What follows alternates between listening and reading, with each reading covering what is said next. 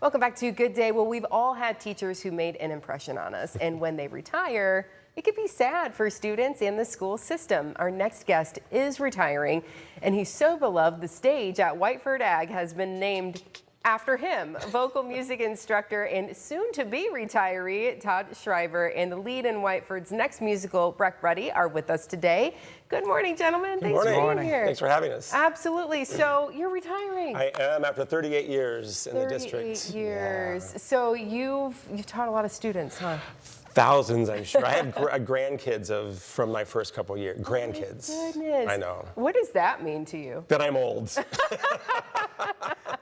But it's really awesome. I mean, whatever. I've had kids of kids for a long time, but they're like little grandkids showing up. Like, how'd your grandma inquire? And you're like, oh, okay, yes. It's crazy. But clearly you've loved it. Absolutely. The school, the community have been so supportive, and it's just an awesome place to be. I couldn't have landed in a better career. And doing musicals and theater productions and teaching young people how to get up on stage and do that. That's a big deal. So you're the lead in Fiddler on the Roof. Yes. That's kind of a big show. People have heard of it.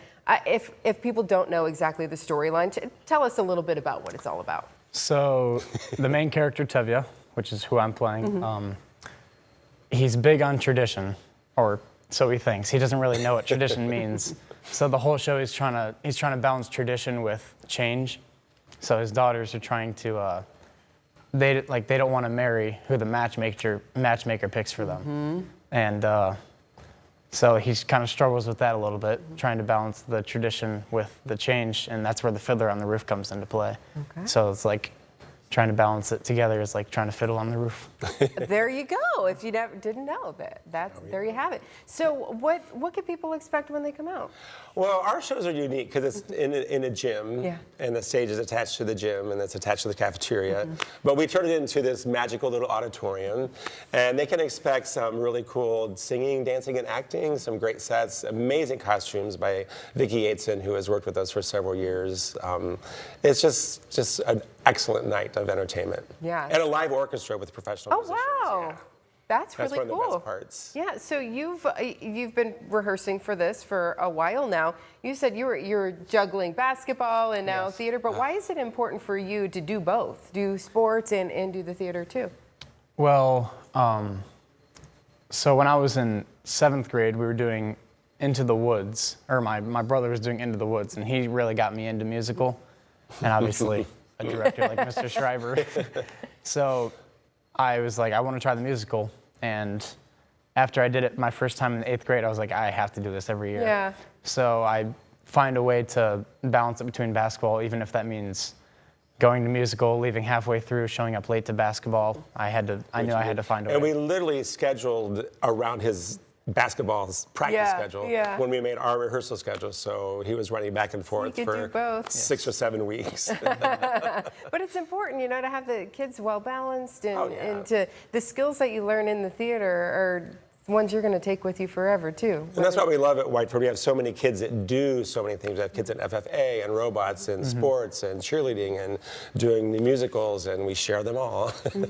So you've in 38 years though. Oh my gosh. Do you have a memorable show in particular? Well, this is becoming one of them. It's like the first one is so memorable because it was our first one, and we decided at the last minute, let's do a musical finally.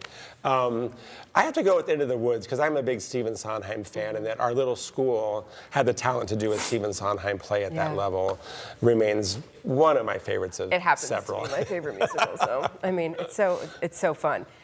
So a couple of them stand out to you, but when Friday or Sunday is going to be your last? No, it won't hit till Sunday. Yeah. We're just, I can't think about it. You can't, okay. Don't want to get too much out of you, but I imagine you're going to be a little emotional, yeah? Well, my emotions, I can handle them pretty well, but when they hit and I have no control, I can just be a mess. And I don't know, it's going to go either way. I'll be totally in control, or I'll just be a puddle on the floor. There's no middle ground. What does it mean for you as a student, and I'm sure for your friends and classmates, to have a teacher to lead you all? ridiculous. His skill set is just absurd. And if I wouldn't have done the musical when I was in 8th grade, I'm not sure I would be half the man I am today, because I've learned how to talk in front of people, perform, come out of my shell a little bit, and it's just, Mr. Schreiber has a huge impact for everyone that he's taught over 38 years. 38. Yeah, are there any specific things that you do teach the students? Like he mentioned, stage presence, speaking in public, things like that. But is there anything specific that you want to make sure they take away with them? I think it's just, for me, it's building their confidence, that they just have to tap into the fact that they can do it. They just have to realize it. So I want to help them realize that you can do this. That confidence is huge. Yeah. It's huge. So you got to come out and see the show. Yes, come see Fiddler Friday, Saturday, Sunday. Friday. There it is. Friday, Saturday, Sunday on the stage named after you. What does that mean? Oh, well, yeah, when they dedicated it last year, it was truly like one of my highlights of my entire life, let alone a career, to have something named after you while you're still living. That's something that happens after you die or something, but I got to live it. And then you'll retire and the stage is still named there. after Yeah, you. I guess I can come back anytime, right? Yeah, I think so. It's your stage. I think you'd be allowed. So make some plans. Where's the school located for people who It's right off of exit 3, off of 23, just north of Sylvania, but in Michigan. In Michigan. You got to cross the border. It's not that far. Come out Friday, Saturday, Sunday.